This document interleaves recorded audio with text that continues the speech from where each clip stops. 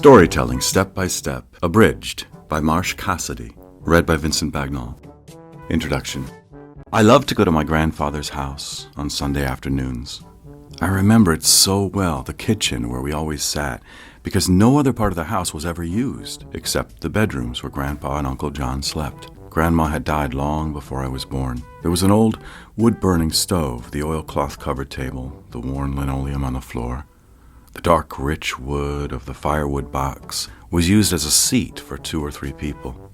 Although I'm sure he wore other clothes, I remember my grandfather, an old man even when I was a kid, always in a flannel shirt, gray work pants with suspenders, clodhopper shoes, and a white beard.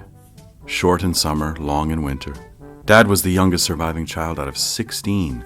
Another had died at birth. A brother, Ben, drowned when he was 11 or 12. When I was born, Grandpa already was in his 70s. So, in ways, we seemed separated by more than a couple of generations. I heard many a tale involving old man Nelson, the man who raised Grandpa when his own parents died. The stagecoach that ran between Somerset and Bedford, Pennsylvania, driven by Grandpa's stepfather, the struggles, defeats, and victories in Grandpa's life. Hearing these stories was better than going to the movies or listening to the radio.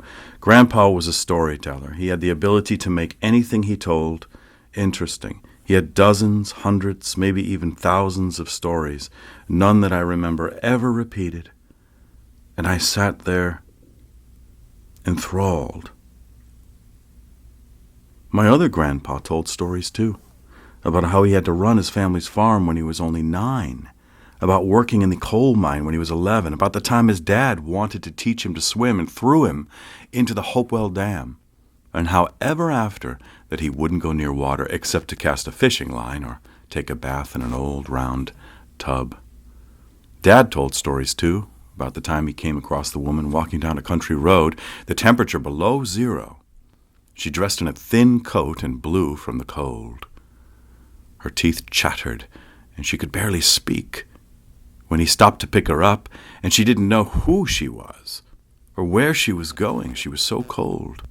I adapt some of the stories I've been told and make them my own, embellishing, adding to, making them not less truthful, but more so. Because the funny thing is about stories, no matter how you change them, if you really care, you can't make them untruthful.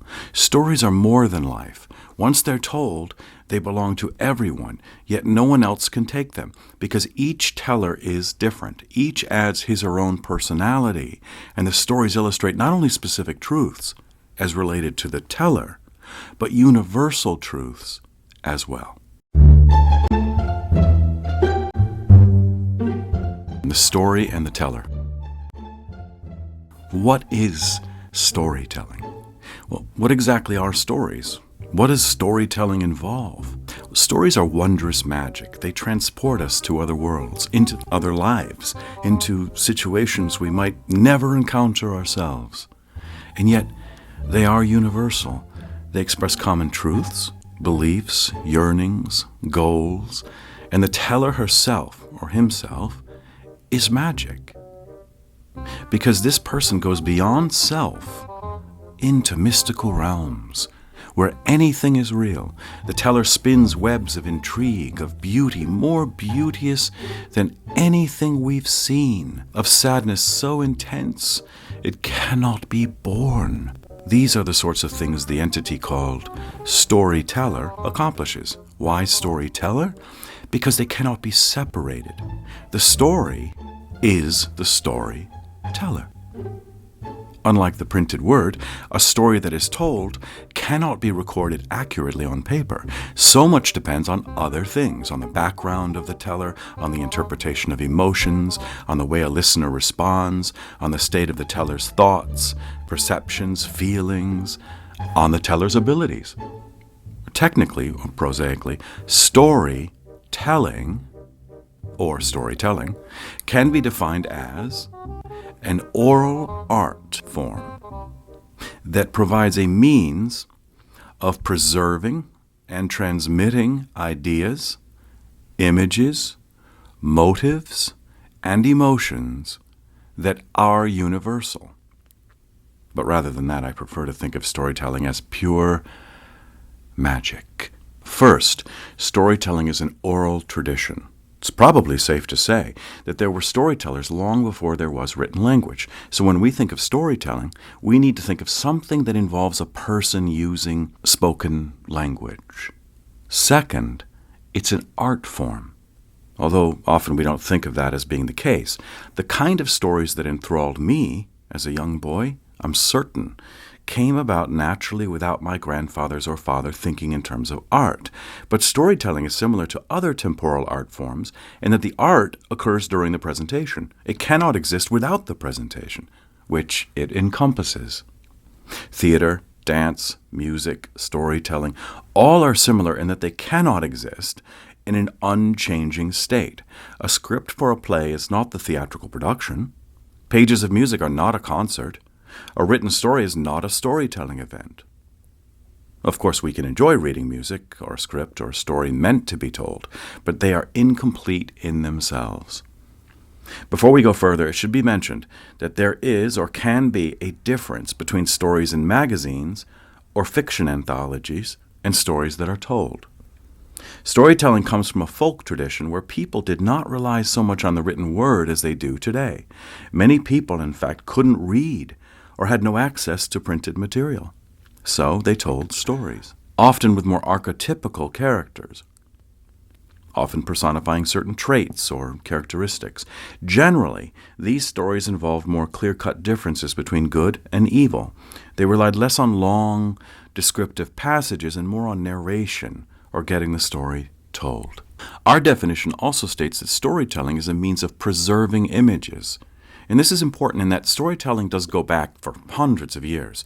Many of the same stories told today are simply contemporary adaptations of those that are as ancient as the civilizations of the world, where families gathered to relive their own histories. Then, kids heard about the time when Uncle Henry awoke one morning to find his barn burned down and his horses scattered, when Great-Grandpa Cassady had a narrow escape from a grizzly bear. In recent years, however, there has been a resurgence of interest. Why is this? Well, perhaps in part because people are tiring of having their entertainment totally pre-planned, slick, and packaged. Storytelling does preserve images, but more than that, it transmits them.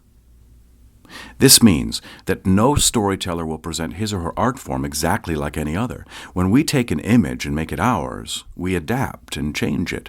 My experiences are different from yours. Yours are different from your aunt's or your neighbor's. You experience a telling and add your own background to it. When you retell the story, you relate it more fully to what sort of person you are and to the things that have influenced you. You make adjustments and improvements. The world changes so that we cannot precisely relate to experiences our great-great-grandparents had. Then we take their experiences, their views of life, and change them to conform more to our present world. And so storytelling preserves through changing. And this is good. It means storytelling is a vibrant, living art. In our definition, we talk not only about images, but about ideas, motivations, and emotions that are universal. This means they relate to all of us. And certainly, it can be argued that nothing is totally universal. Yet the purpose of any art form is sharing. The purpose of storytelling, like any other art form, is to entertain, to present knowledge, to teach behavior and morals. Consider the parables told by Jesus. Entertaining? Yes, but with a far deeper significance. Stories are used in secular and religious education to illustrate truths and teach the listeners something important about life and how it should be lived. But the teaching is done in a painless, entertaining way. Because of this, it can make more of an impression. Because stories are interesting, we remember them. How often have you heard a joke, the story, at its most basic and could hardly wait to pass it on? Stories show us how others feel and, in effect, say, see, if others feel this way, you can too, and it's okay. People become angry, they love, they fear, they despise. And these emotions are fine. It's what you do with them that's important. Look, here's what the person in the story does with a particular emotion. The storyteller says, is this the proper way to handle the emotion? Is this the way you would handle it? A story paints a picture. It uses rhythmic patterns, is pleasing to listen to, is enjoyable and educational. At its best, it goes beyond truth in that it illustrates life, and so is bigger than life. A storyteller is a person who has a need and a desire to share experiences with others, both direct experiences and acquired ones. And this is because, second, a storyteller is a person who likes others and who wants to have direct contact with them. So a storyteller is an entertainer, a ham, someone who truly enjoys telling or performing. But more than that, a storyteller, fourth, interprets life for others.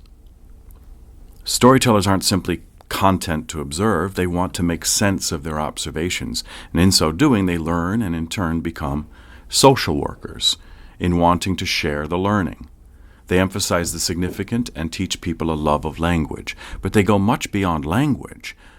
In all forms of art, people create because they can't help it. Creativity is a need to express yourself, to say, here I am. It can be a way of explaining things to yourself and making sense of life, of questioning the ways of the world. It's an enlargement of life and a liberation from the prosaic. Like the child, the creative person often creates to understand.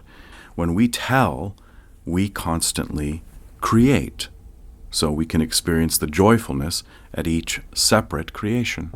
More than that, creation in general and storytelling in particular provide a way to give expression to our experiences, to share them with others. We share direct experiences, taking something from our lives, enlarging it, presenting it, and telling. Or we take a story we've heard or read, adapt it, and present it because we enjoyed it or because it was particularly meaningful for us. We also tell stories to learn about ourselves and our own priorities. So by adapting and telling a story, we learn what we like, what influences us, what's most important in our lives, and even more so, we then have a need to share what we've learned with others. Preparing and telling a story helps us to think, to imagine, and when we imagine, we need have no bounds. Often the types of stories we tell help us restructure our experiences and so pass them on. So I would suppose that any one of these reasons applied to my grandpa's telling of stories. Their telling forced him to rethink what had happened, and in the rethinking he gained insights, probably unconsciously, into the kind of man he was. In other words, storytelling shows us the truth of who and why we are. And this is the case even in telling stories that did not originate with us. When we look at our choices, we can begin to understand why we chose the stories we did. Whereas other people's tellings are entirely different, both in selection and presentation. There are also a number of more prosaic reasons for telling stories, particularly to young audiences. First, stories encourage good listening. Second, children who listen to stories improve their language skills. It has been found that they have an easier time inferring what unfamiliar words mean in the context of an oral story rather than a written one. So told stories generally have more impact on kids than written stories, and as a result, the children remember them better. What is storytelling then? It's an event involving at least two people, a sender and a receiver, each of whom pays attention to and therefore affects the other. It uses its own special conventions, devices, and effects different from any other art form. It's been said that in the best theatrical performance, it's impossible to separate the actor from the role, and this should be even more applicable to storytelling. The teller is, in part, the story. An actor speaks someone else's lines, follows an interpretation made in part by other theatrical artists, the director, the costumer, the set designer. The storyteller, as stated, adapts and makes the story his own, using his own individual style and method of presentation, yet using the language of the community. Certainly no one telling of a story, unless it's memorized, uses the same language as anyone else. We have to allow for individuality. Exercises. Number 1, from your own experience or that of a family member, develop a story that you could tell to a particular audience. Decide who will be your audience and the purpose of the story, and then develop the idea accordingly. 2, think back over stories or anecdotes you've heard. Now, take one of these, make it uniquely yours, develop it as fully as you can, and tell it, whether in an actual storytelling setting or to friends or relatives. 3. At the end of this chapter are 2 folk tales, that is, stories whose specific source cannot be traced. Choose one of them. Think of an audience to which you might present it, and change and adapt it so that it fits that audience. Learn the story, practice it, and tell it to an audience, whether of one or more people. Number 4, go to your library and browse around, looking at collections of fables, myths, and/or folk tales. Find several sources that you might use and adapt for future stories. Spend time reading the tales and thinking about which ones you like and why. Choose 1 or 2 that you think you might like to tell. Keep them in mind for the future. Number 5, think of storytellers you have experienced. Did you like the presentation? Try to figure out why, or why not. Think of the stories and the tellers and try to decide specifically and what they did to hold your attention or make it wander. You can choose stories that were told only to you or those that were part of a larger presentation. 2 examples of stories are Paul Bunyan's Big Griddle and Why the Sea is Salt.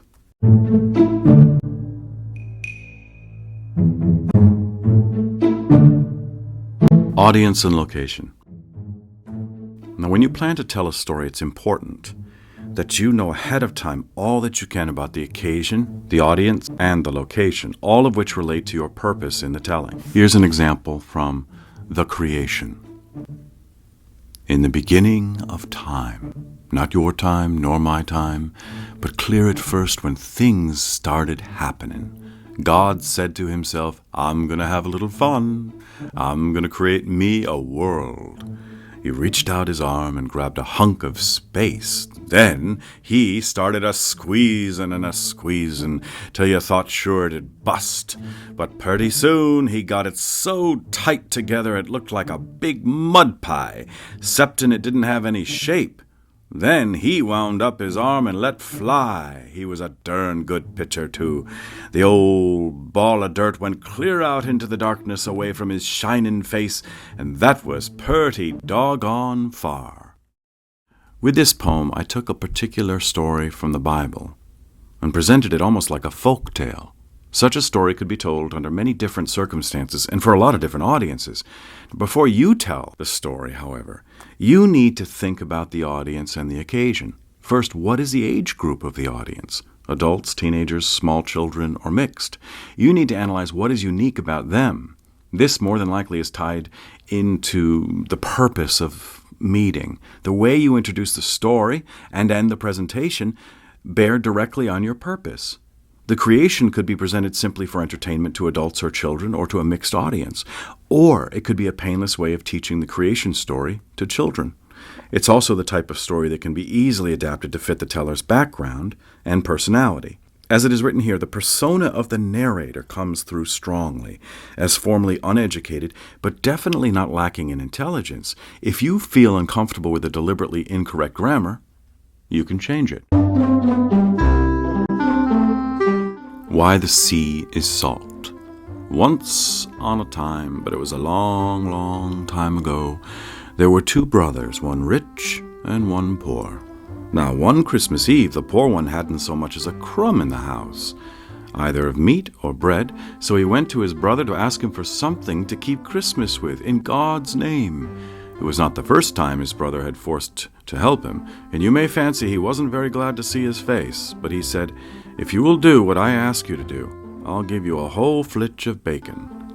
So the poor brother said he would do anything and was full of thanks. Well, here's the flitch, said the rich brother, and now go straight to hell. What I have given my word to do, I must stick to, said the other. So he took the flitch and set off. He walked the whole day, and at dusk he came to a place where he saw a very bright light. Maybe this is the place, said the man to himself. So he turned aside, and the first thing he saw was an old man with a long white beard who stood in a woodshed, hewing wood for the Christmas fire. The following is Paul Bunyan's Big Griddle. Once the King of Sweden drove all the good farmers out of the country, and a senator from North Dakota. He wanted all the fine, upstanding timber cleared off the whole state so as to make room for them. So he asked Paul Bunyan to do the job, and Paul, he took the contract. Paul cut lumber out in North Dakota at the rate of 1,000,000 foot an hour, and he didn't hardly know how to feed his men. He had so many in the camp. The worst trouble was with his hot cake griddle. It weren't near big enough, though. It were a pretty good size. The cookies used to grease it with telephone poles, with bunches of gunny sacks on the end, but it weren't near big enough. Paul knew where he could get a bigger griddle, but he didn't hardly know how to get it to the camp. When it was got up on one edge, it made a track as wide as a wagon road and were pretty hard to lift. So Paul, he thought, he finally hitched up his mule team. The mule team could travel so fast when they had their regular feed of 7 bushels of what apiece that nobody couldn't hold them, and Paul had to drive them to a flat-bottomed wagon without no wheels.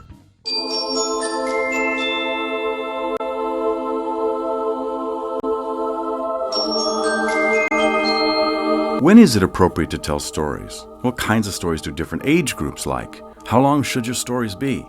Well, stories can be told almost any time people congregate. Stories are used as parts of speeches, and as always, of teaching classes. When families gather for weddings or funerals or reunions, one of the major activities is telling family stories, and they usually start with, "Do you remember the time?" Stories are told for holidays like Christmas or Halloween or Independence Day, but no matter what the occasion, you have to keep your audience in mind. Young kids, those in the primary grades, generally like short, simple stories, one such as The Rescue. This can be used to teach the need to respect others, freedoms, and ways of life. The Rescue by Marsh Cassady. Last summer, a little chipmunk lived in a hollow log at the edge of the woods. The Spencer family lived in a big brick house close by. A stone wall separated their lawn from the woods. One day the chipmunk was running along the wall when, plop, a soft paw came down on him and held him fast. A large yellow cat had caught him. He wiggled and wiggled but could not get free. Just then Susan, a little girl who lived in the house, opened the door and began calling, "Kitty, kitty, kitty, come and get your lunch." The yellow cat just stared at her with his big green eyes and then pushed down a little harder on the chipmunk's back. When Susan saw what was happening, she ran quickly to the wall. "Let go!" she yelled. "Let go of him right now!" The cat would not. "Daddy, Daddy," she called. "Come here, please, hurry." Daddy came outside. "What's going on here?" he asked. Then he saw. In no time at all, he was holding the large yellow cat with one hand and freeing the tiny chipmunk with the other. "We'll take him into the house for a while to see if he's hurt," Daddy said. He was holding the chipmunk with one hand on top and one on the bottom. Susan saw that the chipmunk was shivering. When they got to the house, Susan ran to get a little box for the chipmunk. Daddy put it into the box, and it was very still for a while. "It looks okay to me," said Daddy. "Just scared, I guess." "May I keep him, please? May I, Daddy? I would take good care of him, please." Daddy picked Susan up very slowly and gave her a squeeze and said, "No, sweetheart, I'm afraid not. Well, maybe just one night. Little wild animals need to be in the woods, where they can be free and can get the right kind of food and have their own friends." The next morning, Susan and Daddy took the chipmunk to the woods. They walked far back among the trees. Susan carried the box, and Daddy carried the hollow log that was the tiny chipmunk's home. "Now the cat won't find him again," Daddy said. He put the log on the ground among the bushes. "Goodbye," Susan said as she turned the box on its side and let the chipmunk scamper away. Then she put her hand in Daddy's hand, and they walked back to the house. Children from 10 through early teens are particularly interested in folk tales and myths. They also might be interested in stories about life in earlier generations. No matter what the situation, you should figure out as much about your audience as you can, not only so you know what to expect from them, but also so that you can choose a fitting story to tell. Also consider the reason for the audience's meeting. Is it to be entertained? Is it to celebrate a holiday or someone's retirement? Is it to learn something? If so, is the meeting voluntary or compulsory? What are the interests of the group? How can you relate your telling to these interests?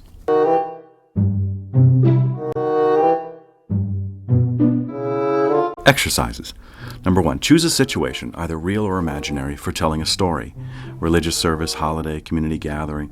Keeping it in mind, try to discover a story to tell to the following specific audiences. A, children 5 years old and younger. B, children 6 to 9. C, children 10 to 13. And D, young adults. And E, adults. 2, attend a storytelling event or speech in which you think one or more stories will be told. Pay attention to the teller's technique and figure out what you like and dislike about it. Number 3, determine a place and situation where you would be able to tell a story. Analyze the location and the type of audience and choose a story to tell there. If possible, actually tell it. Number 4, develop a story from your own personal experience, either a story with a moral, a nostalgia piece, or a humorous tale. 5, take one of the stories and tell it to an audience at a telling event, to one or two members of your family, or to one or more friends. Remember that the best stories often are told in informal meetings.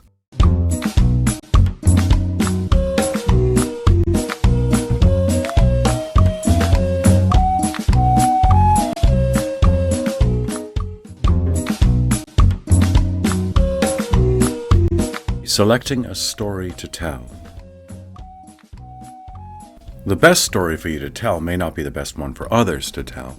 The story has to suit you and your personality. If you are a quiet person, you probably won't want to tell an extremely bombastic story, and vice versa. If you're very much an extrovert, you may feel confined if you're unable to use a lot of movement and changes in voice. Prerequisites for choosing a story. First of all, when you're looking for a story to tell, choose one that you not only think you can tell comfortably, but one you like. You'll be spending a lot of time reading, learning, and analyzing the story before you ever present it, so you'll want one you're pretty certain you won't get tired of. Be certain you agree with the content of the story. If it goes against your beliefs, you probably shouldn't consider telling it. In addition to the audience's age, consider the purpose you'll have most often in telling stories. Will the stories be part of religious education? Will they be part of longer talks? Will their purpose be to interest children in literature, to entertain, to acquaint audiences with past times? Whatever the reason, you have to be able to find or develop stories that fit. Now, unless it's just for entertainment, a story should mean something. It should help the listeners in some way to appreciate life, to understand a particular facet of living, to rejoice in life's richness. That is, it has to deal with something relevant to the lives of the listeners. But most important, a story has to be tellable. There are many written pieces that would not translate especially well to oral presentation. They're too complex, too descriptive, too lengthy, and so on. You need to choose a story with a simple action or plot line, without unnecessary forays into secondary plots or loosely related episodes. That sort of thing is fine for a novel or even a written short story, but would only confuse listeners who, unlike readers, cannot go back and look up something they missed. In other words, the story should have unity. Another important consideration is characterization. Do the protagonist and the antagonist come across as real? How about the secondary characters? Are there too many characters, which might confuse the listener? What about the characters' names? Are they easy to remember? Are they dissimilar enough so that they won't be confused? If there are more than 2 or 3 names, they should not be of similar length or even have the same beginning letters, such as Ben, Bob, and Bill do. If the names are unfamiliar, make sure they're easy to remember. Also, make sure the story you choose has appropriate language. This means several things. Is it appropriate to the age group? Either not too complicated or too simple. Are the sentences easy to follow rather than being long and convoluted? Any experience we have changes us in some way, whether minutely or to a great extent. Decide if you think the story you choose will change the listeners in a positive way. Will they be somehow better, happier, more knowledgeable on something important, etc., by what you tell them? Good description often gives added beauty to written language. However, it slows down the action in a storytelling situation. Now, certainly you need some description so the listeners can understand what the characters in the setting are like, but don't choose a story that has long descriptive passages. Often told stories have a lot of repetition in a particular rhythm, so young children especially like this sort of thing, as can be seen in the popularity of nursery rhymes and jump rope chants, which can reassure a child by presenting the expected or familiar. Repetition in rhythm can be enhanced by audience participation, which is important because it ensures that the audience actually wants to pay attention to the story. To hold an audience's attention, a story needs to have suspense. This means the audience will want to know whether or not the central character will reach the goal, or if it's not a story with a plot, simply how it will be concluded. Usually when we think of action in a story, we think of advancement toward a plot, but this need not be the case. There are many stories, particularly from the oral tradition, that do not start with an inciting incident and continue to build a climax, as a story with a plot does. Instead, they may hold our attention in that they are concerned with something unusual or different. Generally, too, a story should have only one theme, which should be clear and simple.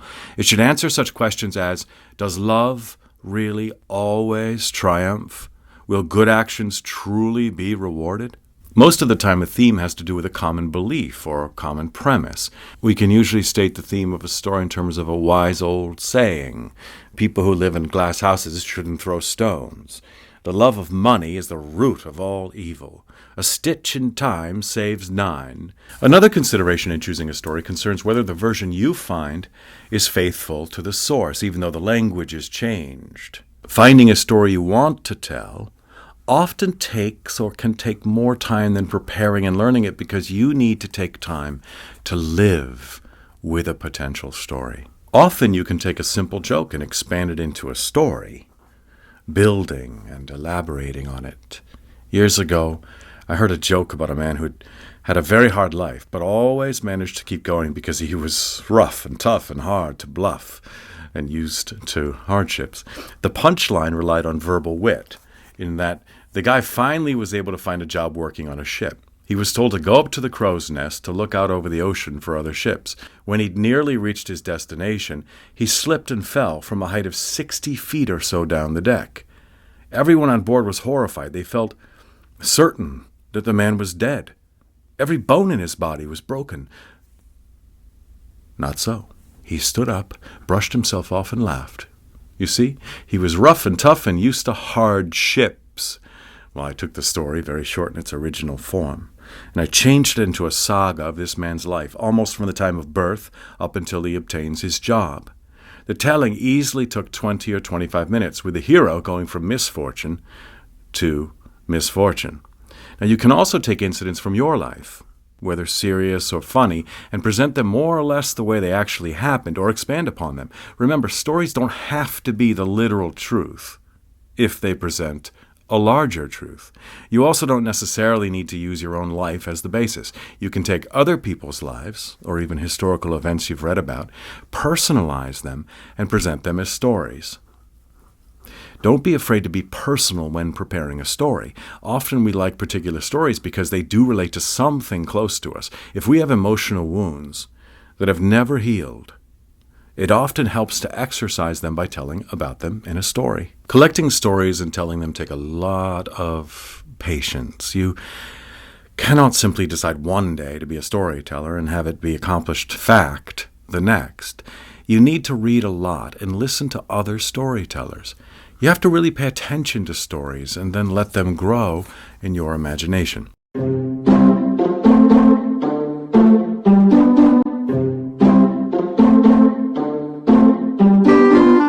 Exercises. Number 1, find a story that you like.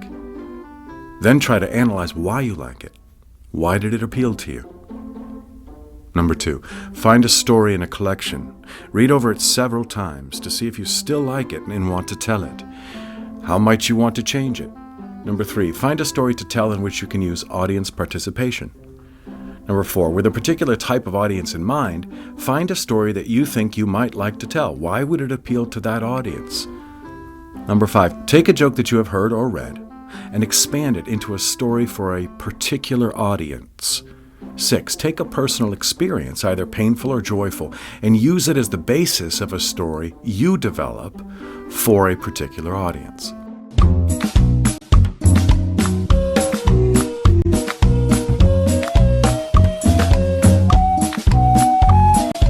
adapting your story. What does this mean? Exactly what should you do when adapting a story to fit your telling?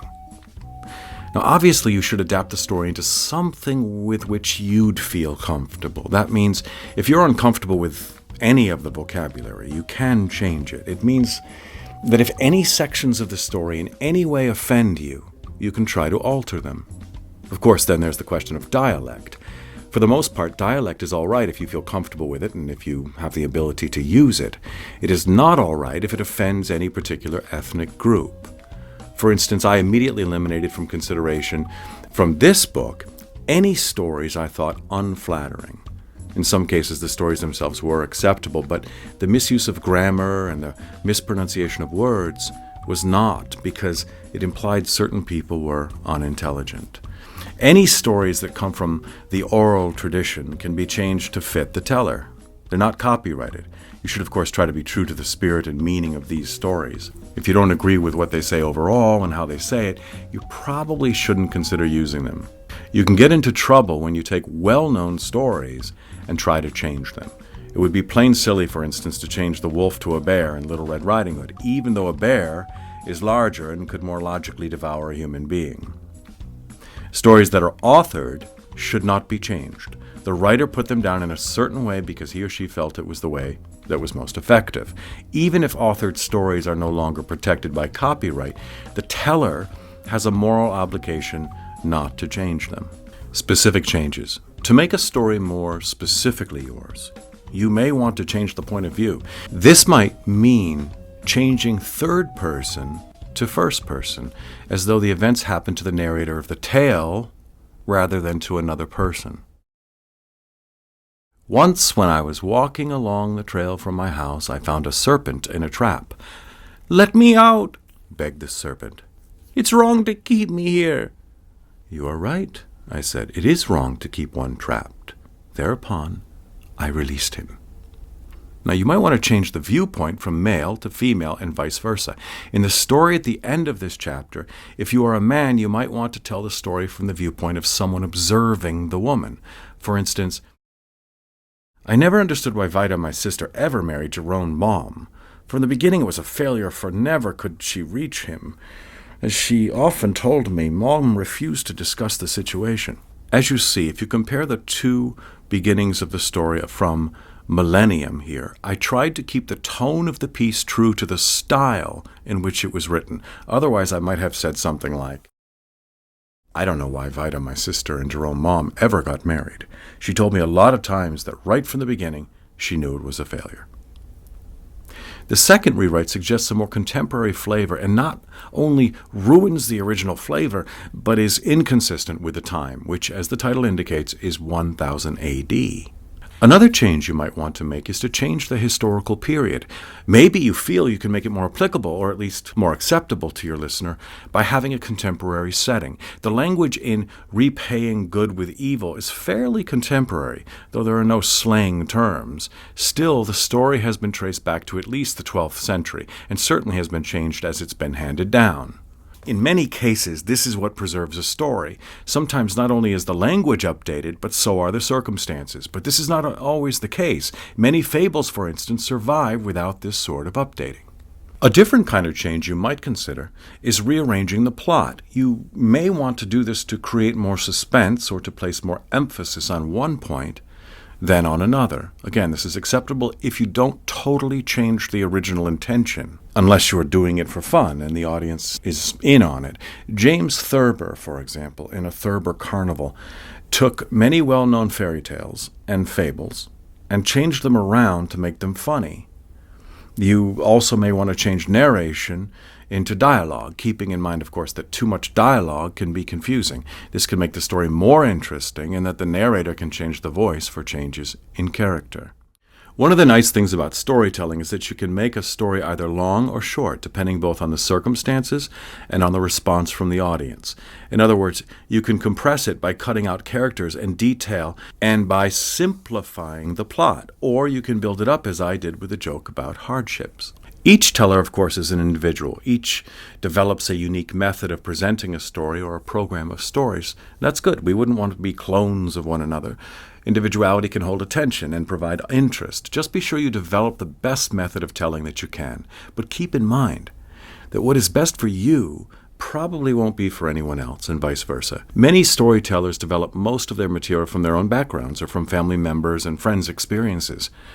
For example, I could make stories out of such things as the time my paternal grandfather hid the money in the stove, or the time my maternal grandfather nearly drowned when his own father threw him in a dam to teach him to swim, or going another direction entirely, about the time a friend of mine was abducted as a little girl in London and driven around for hours before being let out of the car, and how now, as a result of this, she becomes completely lost each time she's more than 2 blocks from home.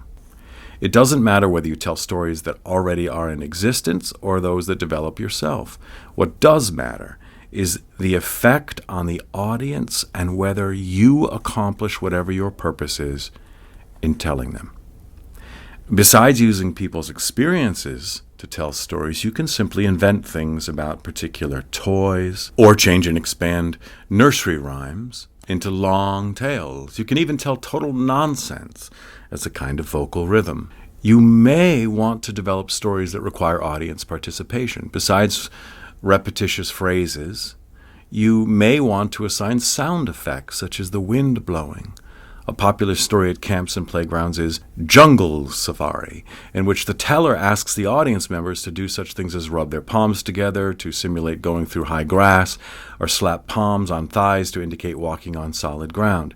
You may even want to assign particular roles to audience members in which each person has a phrase to repeat each time you so indicate. You may want to tell stories that involve objects, such as a chalkboard or flannel board. You may use puppets or enhance your story with the use of slides or cutouts. It doesn't matter. Whatever adds rather than detracts from the telling is a good device.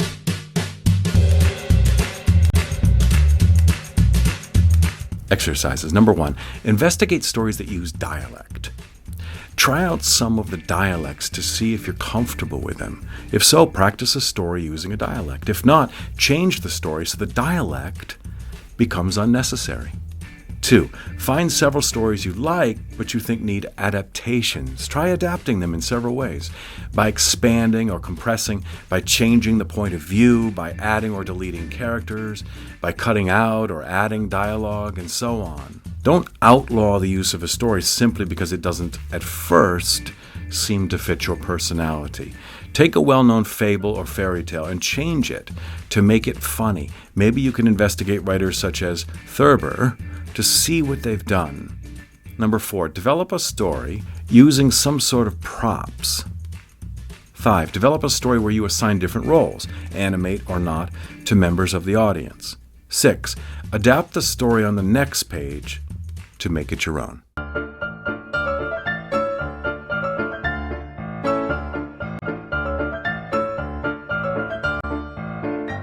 Analyzing your story.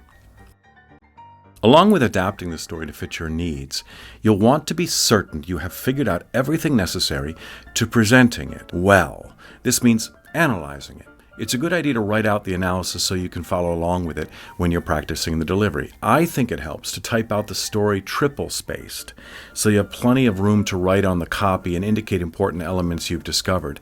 This same copy can also serve as your plan of delivery, which you'll want to refer to as you're learning the story. You can keep it handy as a kind of security blanket up till the first time you tell the story, though of course you should long be past needing to refer to it before you ever appear before an audience. Characterization. Now, there are many different steps in the analysis. The first thing you may want to spend time with is your characterization. Much like writers or actors, you need to understand the characters. In a large number of told stories, such as fables, characters are simple, and there's little to do in understanding them, but this isn't always the case.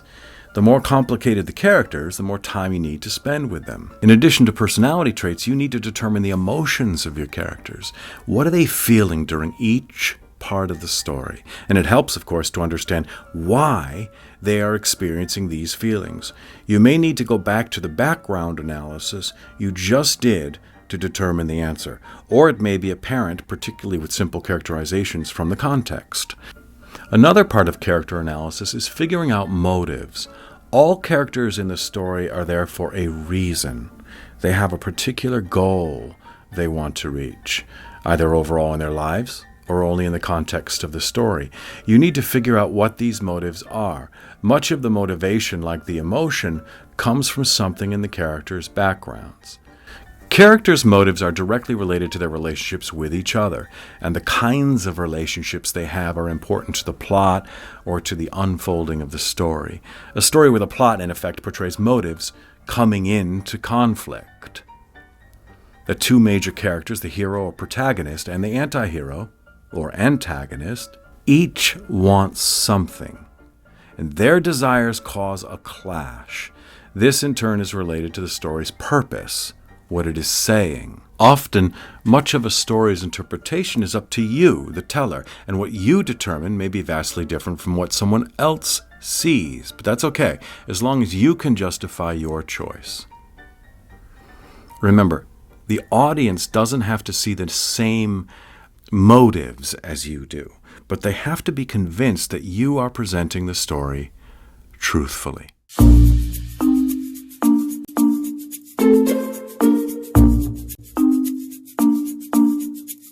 Theme. For an overall understanding of a story, you need to figure out what you think is the theme. Theme is what the story means overall, what it's saying to the audience.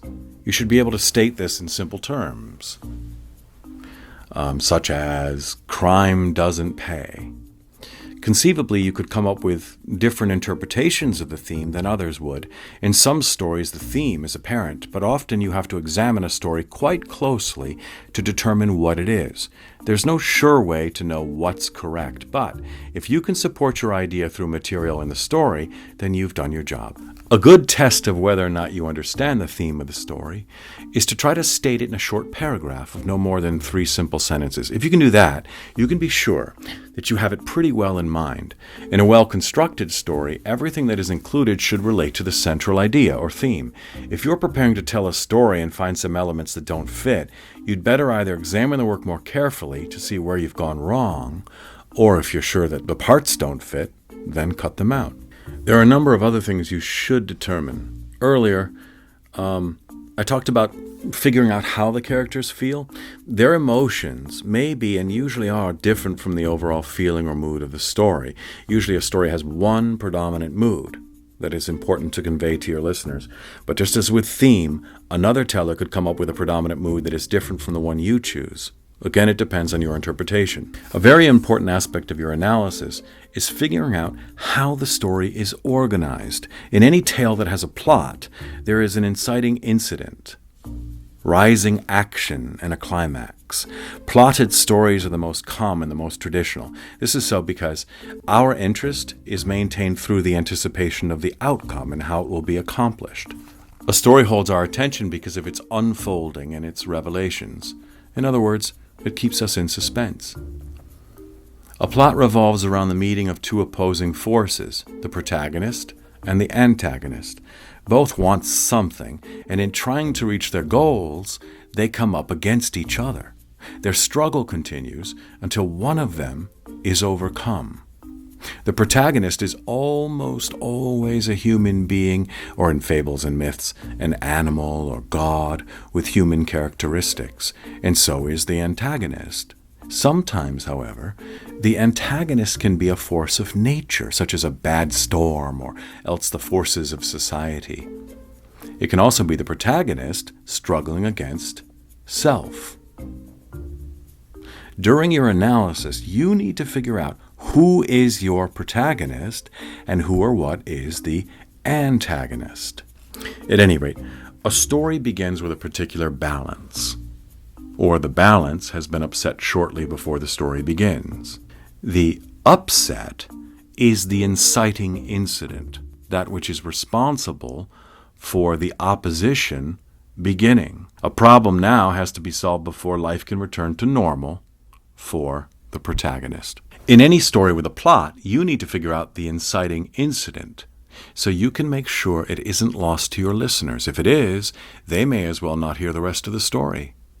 Once the inciting incident occurs, there's a rising action. In many a story from the oral tradition, the solving of one problem leads directly to another. The big bad wolf first destroys the house of straw, then the house of wood, and then tries to destroy the house of brick. Each of these episodes includes a high point for the action. In any story, you need to figure out where these high points occur so you can emphasize them for an audience. So you can, through body and voice, create more tension and suspense until you reach a high point in your delivery. And this is the turning point and climax, the place where the protagonist either wins or loses. Along the sides of your copy of the story, you can indicate where these changes occur, so you can learn them along with learning the progression of the story. Then you can determine how to convey them to an audience.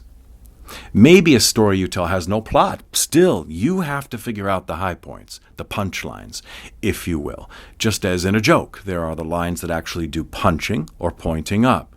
One of the major steps in analyzing your story is figuring out if it has universality. Most likely, if it's a story that's been handed down from one generation to another, it does, or it wouldn't continue to survive. Universality means that the story has meaning for everyone. That is, it relates in some way to the human condition and to our wants and needs. We need to be able to take the characters and their problems and relate them to something in our own lives. Universality is tied in with theme, what the story means. Part of its success depends not on what it says, but on what it doesn't say, what it makes you think or feel. It should make you go beyond the actual words and its relevance to your life. And part of this going beyond actual words is included in the symbolism the stories use. Fables and myths in particular contain situations and characters who are symbols for everyone. In many cases, they're not very individualized. They have few, if any, distinguishing traits. And this makes them more universal, more symbolic of everyone who comes in contact with them. Even though a told story usually doesn't have long passages of description, what it does have should be important. And these passages should go much beyond the words themselves in making you visualize or taste or smell. And because of this, you need to point them out. Let the audience hear the leaves crinkling on the path Hansel and Gretel take. Let them smell the gingerbread. Part of your analysis should be making the imagery clear. On the paper where you've copied your story, you may want to indicate how a particular passage should be spoken, using such devices as voice quality, rate, and vocal variety. You may want to indicate pauses by using a / for short pauses and a double / for longer ones. In the beginning of time, / not your time, / nor my time, double / but clear at first, / when things started happening, double / God said to himself, double / I'm going to have a little fun, / I'm going to create me a world. You may want to pick out and underline keywords and phrases to make sure the audience hears them. One day the chipmunk was running along the wall when plop, a soft paw came down on him and held him fast. A large yellow cat had caught him. He wiggled and wiggled, but could not get free. So I underlined the word chipmunk, and then running, and plop, paw came down, held him fast, cat, caught, wiggled, and finally could not get free. Again, I chose and underlined keywords and phrases to make sure the audience hears them. Of course, you also should be familiar with all the words in the story. If there are any important ones that you don't know, look up their meaning and their pronunciation, even if you're going to change them, because in order to choose synonyms, you have to know what the original words mean. The more you understand your story, the more chance you have of making it meaningful for an audience. So it's a good idea to go through the steps discussed in addition to considering anything else you think is important. Exercises. Number 1, take a story and analyze the characters in detail, figuring out their motives, their relationships to the other characters, and their purpose for being included. Number 2, choose a story you think you'd like to tell and figure out its theme, its organization, what makes it universal. Number 3, copy a story you'd like to tell and then go through it, picking out the important words and phrases, underlining them, and determining the use of pausing. And number 4, find a story you do not especially like and try to determine why you don't like it. How could it be changed so you would like it? 6, learning your story. Learning a story to tell is not like memorizing a poem or lines in a play. Rather, you adapt the story to make it yours. Then you allow for changes that may be necessary because of the telling situation, such as interruptions or poor acoustics and the audience's response. If you're telling stories to children, you may have unexpected interruptions when they ask a question, want something clarified, disagree with you, or even argue about something you've said. What you do is learn the essence of the story, the broad outline. If certain lines are important, as are the punchlines in various stories, then memorize those lines where you need to know exact wording. 3 steps to learning your story. Number 1, the first thing you want to do is choose a story that you like. Now, this may require a lot of thinking and consideration. Don't rush into it. I once rejected a story on first reading, then found it kept haunting me, but it was too late. I no longer had it. Get it back. Number 2, determine the sequence of events. Suppose you've gone over several stories and finally settle on one. Well, then what? Well, the next step is pretty painless. Read it through a few times to be certain you've grasped everything important about it. Then put the story away for a day or 2. During that time, try to recall the sequence of events and the most important points. The following is the very first section of The Rooster Who Would Be King, told by Peninnah Schramm. A long time ago there lived a king and a queen, and their son and prince. They considered this prince to be their jewel, their greatest treasure, the apple of their eye. The king made certain that the prince had the most learned teachers and the wisest soothsayers to instruct him in all that a prince would need to know in order to be a great king, when the time came for him to rule the kingdom. One day a strange illness overcame the prince, and he began to act like a rooster. He took off his clothes and he roamed all around the palace, flapping his arms like a rooster and crowing loud and long. He also stopped speaking the language of the king and queen. He ate only corn from the floor like a rooster and refused to sit at the table with others, eating only under the table alone. The king and queen became very upset and called for the best doctors in the kingdom to treat the prince in hopes of curing him of his illness. But nothing that the doctors and the soothsayers and the other healers tried seemed to make any difference. And the rooster prince continued happily crowing and flapping his arms and hopping around in the palace, wherever he wanted to go. One day, a wise old man came to the palace. "Your Majesty, I would like to try to cure the prince," he said to the king. "Where are your medicines?" asked the surprised king, because all the doctors carried at least one bag filled with bottles of potions and pills. "I have my own ways, Your Majesty," answered the wise man. "Allow me 7 days alone with the prince." The king reluctantly agreed, since there was no other hope. You might write out the sequence of events of the story, the high points, in the following way. Number 1, one day a prince began to act like a rooster. Number 2, his parents became very much concerned and called on the best doctors to treat him, but they failed. Number 3, a wise man came to the palace and said he'd like to have 7 days in which to try to cure the prince. Number 4, when the king agreed to let the wise men try to cure his son, the wise men went to the prince and himself began acting like a rooster. Of course, you will write this out in your own words. It doesn't matter as long as it helps you remember the story. Now simply read over your list and try to get it firmly in mind.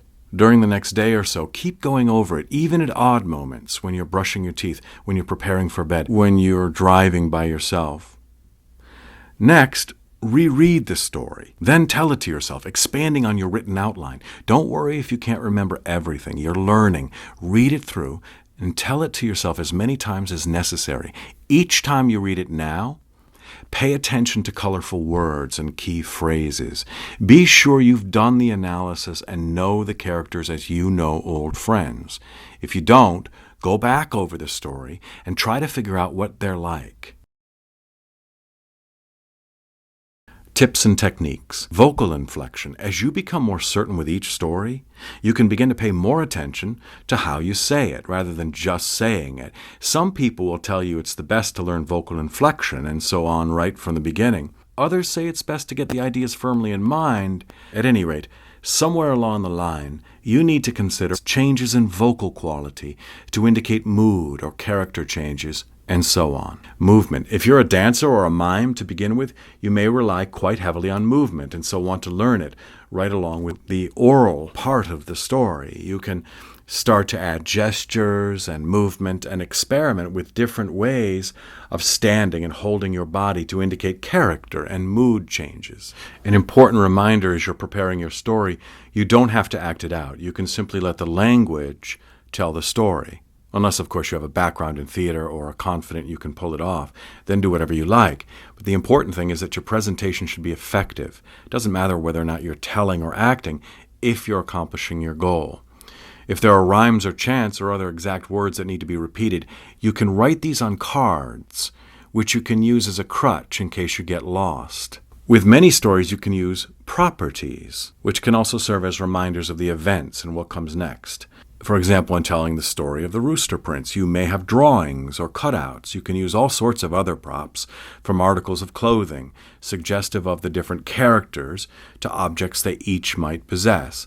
You don the clothing or pick up the object when you move from one section or one character to another. The Witch's House, told by Harlan Geisler. Once upon a time there was a tiny witch, only 3 inches high, who had a teeny cat, only 1 inch high. The witch was very sad, because it was Halloween, and she had no home to weave her spells in. As she walked down the street, she was hit in the face by a piece of paper. "Ah, paper!" she exclaimed. "I can make a paper house!" She took out her scissors, and she began to cut. She cut out an igloo shape, and then a door for herself. Her cat mewed plaintively. "Oh, of course. You need a door, too." So the witch cut out a little cat door and then a window to look out of, and it was the perfect house for a witch on Halloween, a jack-o'-lantern. Now first, you fold a piece of orange construction paper in half and cut a half-circle shape out of it. Cut a rectangular witch's door out. Then cut a smaller rectangular cat's door out. Then cut a triangular window out. Then open up the circle. Geisler notes the story can be expanded to include the witch's search for a home, an owl's nest, a rabbit's hole, etc., with her ejected from each one by the rightful owner, who tells her that witches don't live in nests, etc. Both witch and cat can be given names too. If you're going to tell an authored story, you can either read or memorize it, because you shouldn't deviate from the author's words unless you're given permission. There are both advantages and disadvantages to either method. There are some who feel that you should read the story, since having the manuscript in front of you constantly reminds the listener that the words you are using aren't your own. The disadvantages of reading are that you have to look down so much that you lose eye contact with the listener. Also, the book you use can set up a physical barrier between you and the audience. An advantage, though, of reading is that although you take as much time to analyze the story and spend a great deal of time practicing it, you don't have to go to the trouble of actually learning it. You also don't run as much risk of getting lost as you do when you forget the story you are telling. Tips for memorization. The steps to learning a story and actually memorizing it are similar, except that you'll likely spend much more time in the learning stage. There's no method of memorization that works best for everyone. Some people go over the story first to learn the sequence of events, just as they would in learning a story to tell. Then they concentrate on actual words and phrases. Others simply read the story a few times to gain a sense of what it says without actually bothering to memorize the sequence first. Here's the way I do it. I memorize the first sentence, or part of a sentence. Say it either to myself or aloud a few times. Memorize the second sentence. Say the first and second together. Add the third, and so on. Always going over the story from the beginning to as far as I've memorized. Certainly you can memorize and present your own written stories, but here again, you run into problems in that you cannot adapt the story for different audiences. Once you begin learning and telling stories, you need to get into the habit of keeping a record, both of the stories and the presentations. You may want to keep either a journal or a card file. You can list such things as the title, the author, the source, the type, the age group it's for, the time it takes to tell, and any other useful comments. You might make a note of how the story can be adapted to a number of occasions and groups. Exercises. Number 1, choose a story in which you would use props, whether to show the audience how to do something or simply as an added dimension. Learn the story and present it. Number 2, take an authored story, analyze it, and present it either as a reading or as a memorized piece. 3, choose a story for telling and learn it. Experiment with recording it and with telling it to yourself in front of a mirror. Then, tell it to friends and family. Number 4, think about which way you'd prefer to present a story. Telling it, reading it, or reciting it from memory. Can you see that each of these methods might be more appropriate for different situations? Think about what these situations might be. 5, begin to develop a system to keep track of your stories so that you are certain you will not only remember them, but the facts of their telling.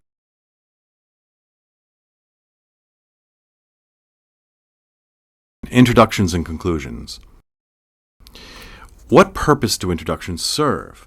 Well, it's important when appearing before an audience to allow time for the listeners to become accustomed to you and the new situation that arises from your appearance. You should never plunge immediately into a story. There are times, of course, when it's all right to have little or no introduction, but even then, you should pause for a few moments before starting your story. This gives the listeners time to adjust psychologically and to tell themselves that something's about to happen to which they need to give their attention. Another important objective of an introduction is to set the tone for what is to follow.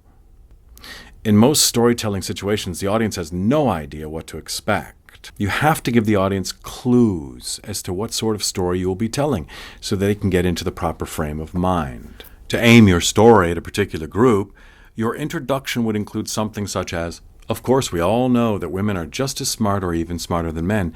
This is proved once again in this Japanese riddle tale, The Wise Old Woman. To what diverse groups might you present the following story, or how would you change your introduction for each group? The Hadja and the Burglar. One night the holy but poor Hadja heard someone moving cautiously about his room, and far from becoming alarmed, he cordially greeted the unknown and earnestly begged him to strike a light. The thief was so startled at this unusual request that he betrayed himself and asked in astonishment why the Hadja wished him to strike a light. "Oh, fear nothing," said the Hadja in a reassuring tone. "I only wish to see your face that I might worship it, for truly you must be a very great man when you attempt to find in the dark what I am unable to find in the daytime, though I am constantly looking for it." In the introduction, you may state why you think the story will interest your audience. Maybe you can explain how you came upon a story and how it affected you. The main thing to remember about conclusions is that you should stop when you are finished. Don't drag either the story or the conclusion on and on. Sometimes you may end by relating the story directly to the experience or interest of the audience. At other times, you may end up with a simple thank you. Whatever you say, it should be important or else remain unsaid. If you have nothing that needs saying, end with the story. Types of conclusions. Storytellers in other cultures sometimes have a saying that they either begin with or end with, and the audience expects this. You can do the same sort of thing by establishing a ritual, beginning and ending. To begin, it might be something as simple as sitting down and folding your hands, or it may be calling over the listeners to another place, divorced from the everyday world. "Come with me to a far-off land, where lies are but the truth, and truth are but lies." Any such announcement tells the listener the story is about to start. At the end, you may develop another set pattern that suits you, or you may simply change positions, bow, or perform any other action that tells the audience you've finished. Another device that many tellers use to begin and end their stories is music, which can establish a particular mood.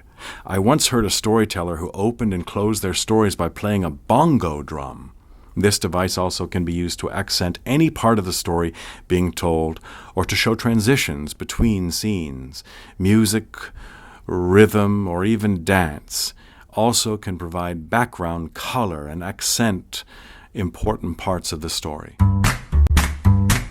Exercises. Number 1, plan an introduction and conclusion for a story.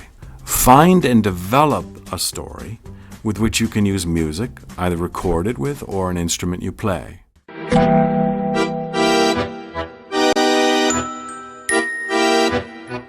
Delivering your story. If you do not deliver your story well, you might as well not deliver it at all. What is good delivery then? Actually, as with so many things related to storytelling, there are no absolutes. Far from it, in fact. Everyone's style of delivery is different from everyone else's. In any sort of performance atmosphere, you'll hear people talk about the importance of energy. A singer or actor can go on stage, worn out after a restless night, and come off feeling charged up. Performers are often told they need to keep their energy level up. What does this mean? Another way of describing it is by saying we become psyched up. Just like any other performer, whether athlete or actor, the storyteller needs to anticipate to be filled with excitement about the presentation. The type of energy that makes us feel charged up is nervous energy channeled in a good direction. If it makes us feel exhilarated, then we have a much better chance of doing a good job in telling our stories. Channeled the wrong way, it affects us adversely and causes stage fright. Stage fright shows that we are too concerned with self rather than with the story and its telling.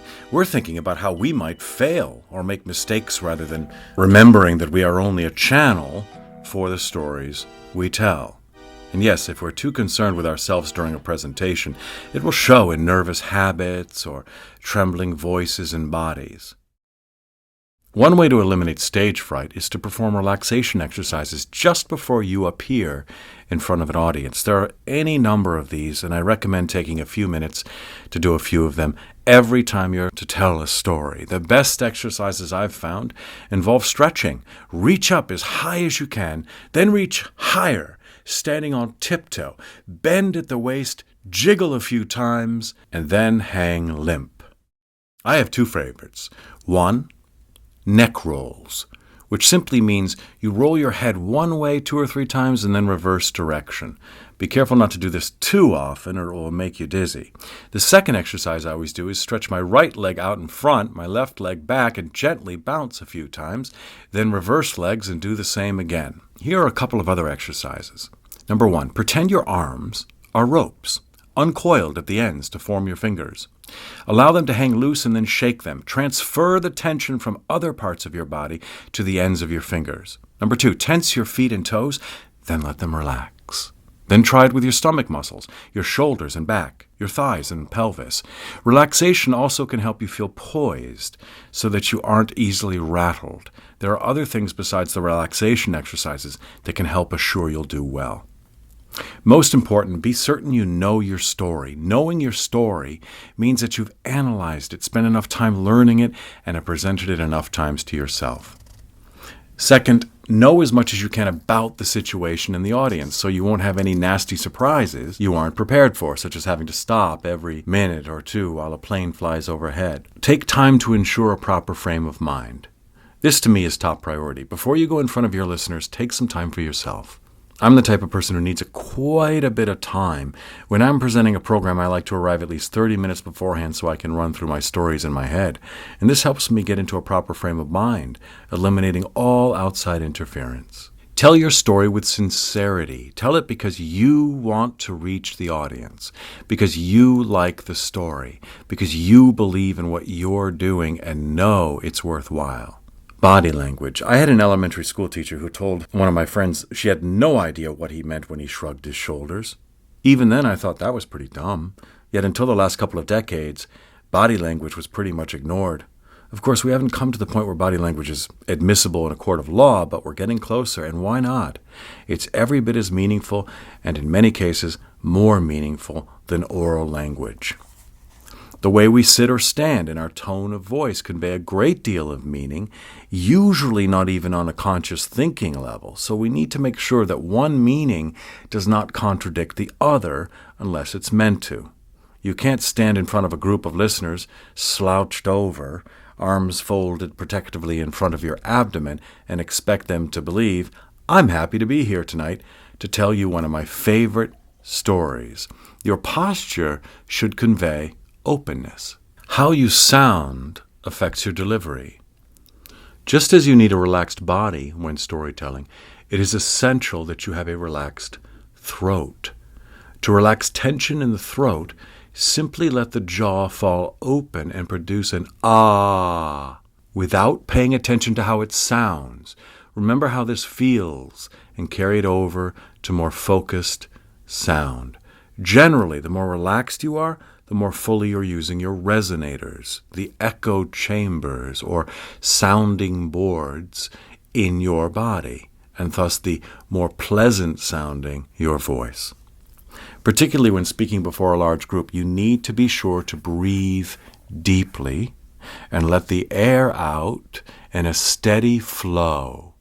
Many people, unfortunately, have a habit of shallow breathing, which is good when you're exercising, that is running or jogging, but poor for speaking. You need to have better control of the air. When breathing from the chest, you simply aren't able to sustain a long sentence without squeezing the throat and thus risking laryngitis. People usually breathe correctly, that is, they use the type of breathing needed for speaking when they lie on their backs.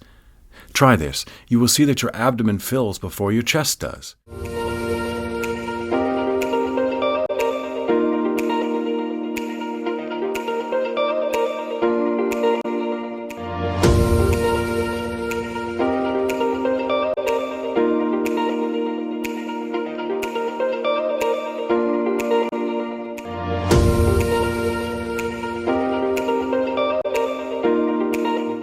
Now, stand up and see if you can breathe the same way. If not, then push as hard as you can against your abdomen and suddenly release the air.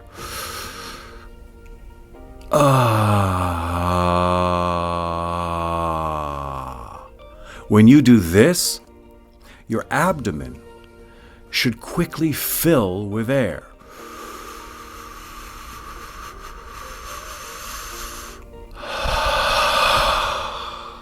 Push the air out again and let it rush back in. Keep practicing until this sort of breathing becomes automatic. One common fault in voice usage that affects many people is speaking too fast.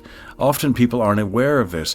The best way of checking it is to record your stories. If you are going too fast or too slow, which is not nearly so common, you can consciously try to alter your rate of speaking.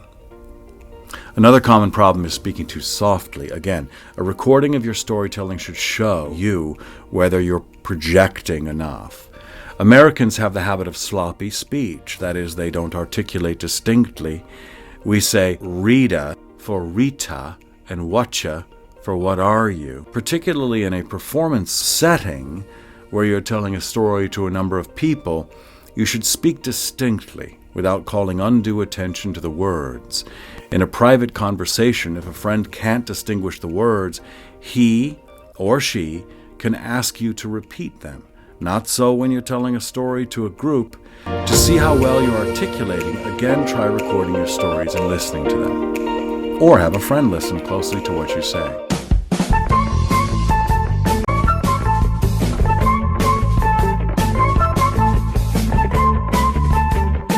Four aspects of voice usage. You should strive for flexible voice usage in telling your story. This means taking into account time, volume, pitch, and vocal quality. One aspect of time is rate. In everyday life, we naturally vary our rates of speaking, depending on the situation and the emotions we are feeling. Usually when we're excited, we talk faster. When we're in a relaxed mood, we tend to speak more slowly. And during the analysis of your story, you should have figured out the emotional content and the particular emotions your characters are feeling. And this should then translate partly into how fast or slow you tell these parts of the story. Pausing is another aspect of timing. But for what reasons should you pause? One reason is to build suspense.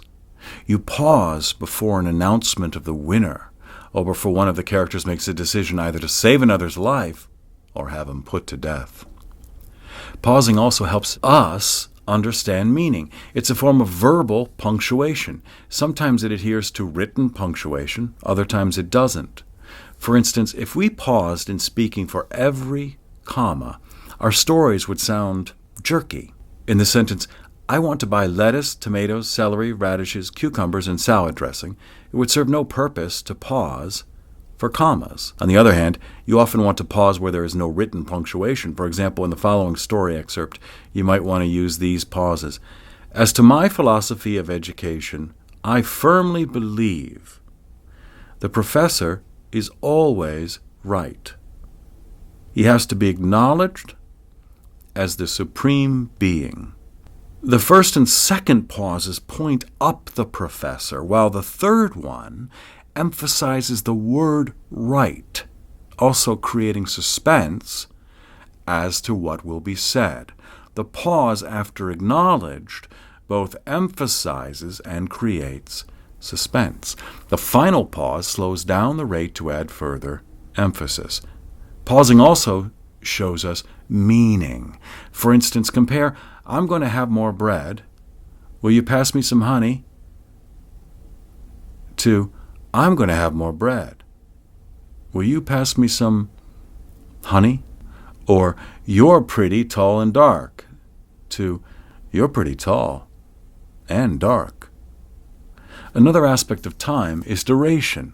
This refers to the length of individual sounds. Compare, ow, I hurt myself, to, ow, I hurt myself. Obviously, drawing out a sound or a word is a way of emphasizing it. You may want to mark this sort of thing on your copy as well. Another means of emphasis or showing changes in emotion is to vary the volume. The higher the decibel level, generally the more active the emotion. Also, of course, the larger the audience, the more loudly you have to speak. Individual words spoken at a higher decibel level show emphasis. For instance, in what are you doing? Are you crazy? You'll get us into all kinds of trouble. So with the emphasis, you would say, for instance, in what are you doing? Are you crazy? You'll get us into all kinds of trouble.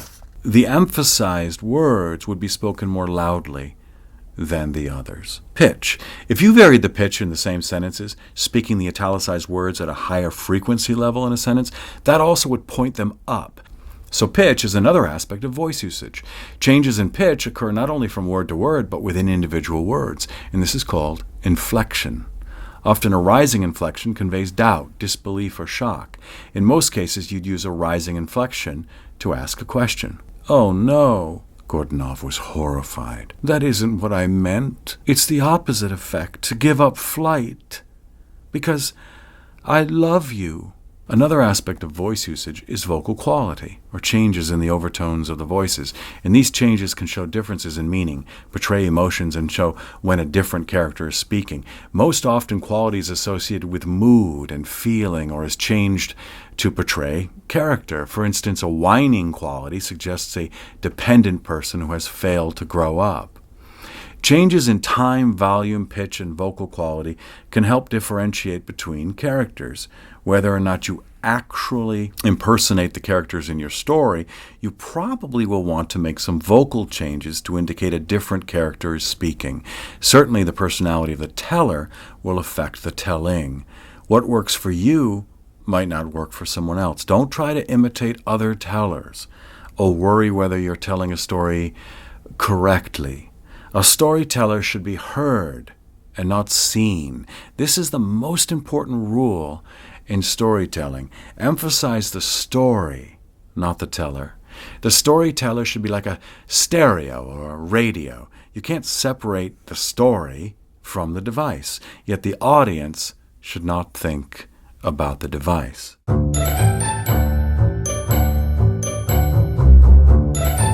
Exercises number 1. Go through a story of your choice. See where you might use different movement. What type of movement would be most appropriate? Number 2, choose another story. Mark the pitch changes you would use. Indicate the types of vocal quality when this would change and why. Number 3, figure out how you would present the different characters in the story. Mark both body and voice changes. The Tortoise and the Eagle by Aesop. A tortoise, dissatisfied with his lowly life, when he beheld so many of the birds, his neighbors, disporting themselves in the clouds, and thinking that if he could but once get up into the air, he could soar with the best of them, called one day upon an eagle and offered him all the treasures of ocean if he could only teach him to fly. The eagle would have declined the task, assuring him that the thing was not only absurd, but impossible. But being further pressed by the entreaties and promises of the tortoise, he at length consented to do for him the best he could. So, taking him up to a great height in the air and loosing his hold upon him, "Now, then,"